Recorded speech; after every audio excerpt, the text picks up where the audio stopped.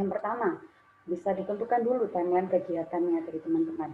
Untuk saya kemarin cukup memakan waktu yang panjang dari bulan Oktober sampai Juni seharusnya, tapi karena corona jadi cut berhenti sampai di bulan Februari. Di Oktober saya melakukan asesmen ke 5 sekolah, kemudian dari hasil asesmen itu saya rangkai menjadi suatu bentuk laporan. Kemudian di bulan Desember saya berdiskusi dengan yayasan. Yayasan ini adalah yang menaungi sekolah yang mereka merupakan adapter ya, atau yang mengadopsi program kita nantinya, perencanaan program kita. Oleh karena itu saya tetap harus berdiskusi, menyampaikan dulu hasil asesmen saya, kemudian rencana program yang ingin saya buat, apakah sesuai dengan resources mereka, karena kembali lagi ya, yayasan ini yang lebih tahu bagaimana kondisi sekolah, bagaimana sumber dayanya, karakteristik para pemangku kebijakan di sekolah. Oleh karena itu, dari hasil diskusi ini baru bisa ditetapkan apakah program ini memungkinkan untuk dilakukan. Dan ternyata bisa mungkin dilakukan, dan di bulan Februari saya melakukan lokakarya, kemudian seharusnya di bulan Maret dan Mei sudah ada pelaksanaan lomba kantin sehat dibarengi dengan monitoring dan evaluasi sepanjang 2-3 bulan, dan evaluasi akhirnya di bulan Juni. Ini timeline kegiatannya, teman-teman bisa susun sesuai dengan kebutuhan kegiatan yang ingin teman-teman lakukan. Karena di sini saya ada 2 kegiatan utama, tentu saya harus membedakan menjadi 2 waktu yang berbeda. Lokakarya terlebih dahulu, baru ke pelaksanaan lomba kantin sehat. Nah, berikutnya perencanaan teknis. Ini tentu sangat penting ya. Jadi teman-teman harus tahu bagaimana nanti program teman-teman, bentuk kegiatan yang teman-teman sudah rencanakan sebelumnya bisa dilakukan. Mulai dari penentuan rundown, materi, fasilitatornya siapa, kemudian siapa saja nanti yang akan berperan.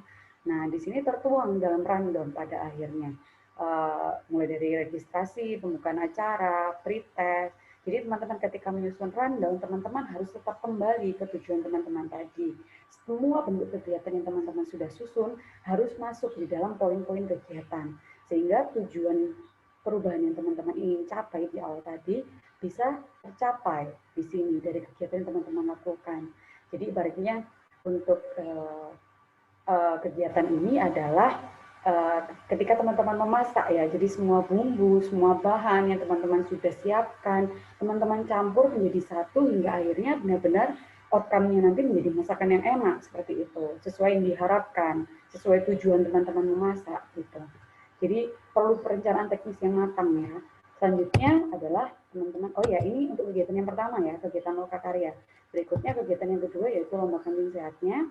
Tetap saya rencanakan juga tentunya bahwa saya ingin sekolah membuat draft yang itu dihasilkan dari sebelumnya di lokakaryanya di sini. Jadi mereka merencanakan kantin sehat dalam bentuk focus group discussion, ada fasilitatornya juga. Terus dilanjutkan dengan fokus group discussion, mereka membahas bersama komponen-komponen sekolah mereka, di sekolah dalam diskusi kelompok-kelompok kecil gitu ya. Jadi selanjutnya mereka diberi kesempatan untuk mempresentasikan apa yang sudah mereka diskusikan. Kita memberikan feedback, kemudian kita juga memberikan masukan apa saja yang mungkin dilakukan, seperti itu. Dan terakhir, rapor tes dan penutup. Nah, dari draft itu tadi, lomba kantin sehat berikutnya dapat dilakukan. Ini tidak ada perencanaan spesifik, karena harapan saya sekolah bisa berjalan secara mandiri, tetap dalam pendampingan, meskipun tidak secara rutin ya. Rencananya adalah dalam beberapa waktu tertentu. Waktu itu saya merencanakan dalam waktu 3 bulan, kunjungannya adalah dalam 1 bulan sekali gitu. Jadi rencana-rencana itu yang perlu teman-teman pertimbangkan. Kemudian juga ada penilaian pemenang, karena di sini saya ingin melihat apakah mereka benar-benar menjalankan program yang mereka buat, apakah mereka benar-benar berkomitmen seperti itu. Ini adalah perencanaan teknisnya untuk kegiatan yang kedua.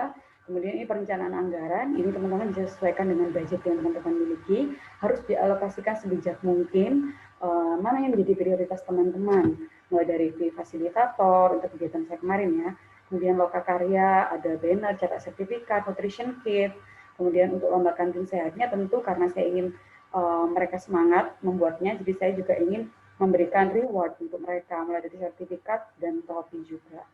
Ini harus teman-teman sesuaikan dengan budget yang teman-teman